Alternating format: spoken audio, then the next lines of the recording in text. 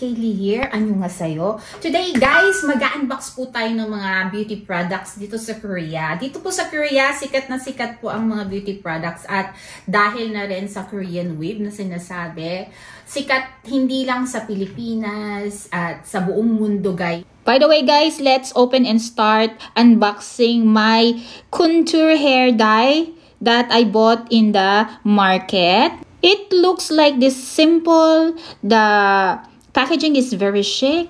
This is based on my experience guys. After I reach 40, dumami na yung gray hair ko. Kaya kailangan ko ng maintenance ng hair dye. So ngayon, tina-try natin. So it looks like this sa loob. Inopen na natin. Yan, very chic. Yan, squeezable yung kanyang tube na malaki na katulad nito.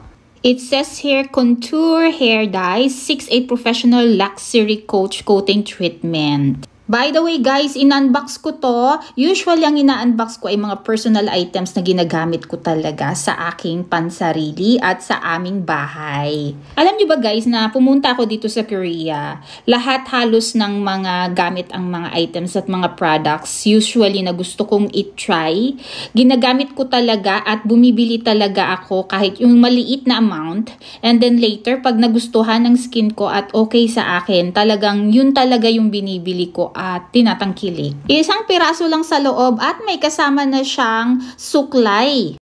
At nasa edad na tayo ng medyo kailangan na natin mag-hair colors. Ito lang yung sinasabi ko sa inyo guys, pag mag-hair color kayo ng buhok or mag-start kayo ng hair coloring ng buhok, medyo maganda na kayo. Kasi maintenance nyo na yan. Once you started hair coloring, maintenance nyo. Iniisip ko nga hindi na ako mag-hair color eh. Try ko na lang ipag-gray yan. Pero kasi ang dami, ang pangit tingnan. At saka mukha na akong lola pag hindi ko ilagyan ng kulay. Tapos at least, kasi may nakita ako sa YouTube, ewan ko guys or may isa akong videos na nakita na pinapag-grow nila yung hair, tapos talagang ilalagyan nila ng highlights na lang yung hair nila at pinapag-grow na lang nila na gray. Pero itatry ko, i-challenge ko yung sarili ko na ipakita yung gray ko hair.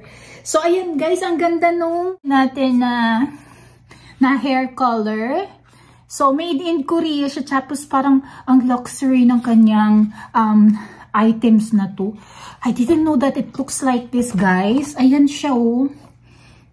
Siguro mahal to, guys. 4,000 won yung nabili ko. Itsura niya. Nakaka-amaze pa, guys. Ganyan lang yung itsura niya. Tapos ready to, mix in na siya. Tapos, pag naka-off yan siya, diba? Igaganon lang yung hands, oh. Sorry, guys, na-excite lang ako dito sa items na to. Actually, it's like a contour. Pag kung may makeup, di ba may contour din. Ito may contour din siya. So, kanto-kanto. Ibig sabihin, kanto-kanto pwede natin ilagay dito. Ayan, ayan, ayan, ayan. Ayan. Ayan. Diba? Dito mo ilalagay siya. Ito yung lalagyan mo ng, diba, ng dye. Ayan. Pwede mo siyang, pipisilin mo lang siya guys, tapos ilalagay mo dyan. And it's really good idea guys. Kasi parang napakadali na. Wala nang patumpik-tumpik ba. At saka maganda talaga siya guys, oh. Ayan, ilalagay mo dito. Ilalagay mo lang dyan. Contour lang. O kaya sa gitna, yung dulo lang ng, dito lang, oh. Ayan, ilalagay mo lang ng ganyan. Nakakatuwa, diba? Ayan. Medyo magulo yung buhok ko. I hope you like my videos for today and you give it a try guys. Napaka-luxurious ng dating niya and napakagandang hair dye. So ayan guys, yung ating hair color. Yan, ang original na hair ni Pinay na Scaly color. Wavy ang hair natin at hindi tayo straight. Kaya siguro minsan may topak tayo. Ayan. Tapos nakita ko hindi siya ganun ka darker yung kulay ng buhok. Siya, may pagka-brown yung kulay ng color, hair dye. I hope you like my unboxing. And this is not sponsored, guys. This is good for presentation only. God bless you. Take care.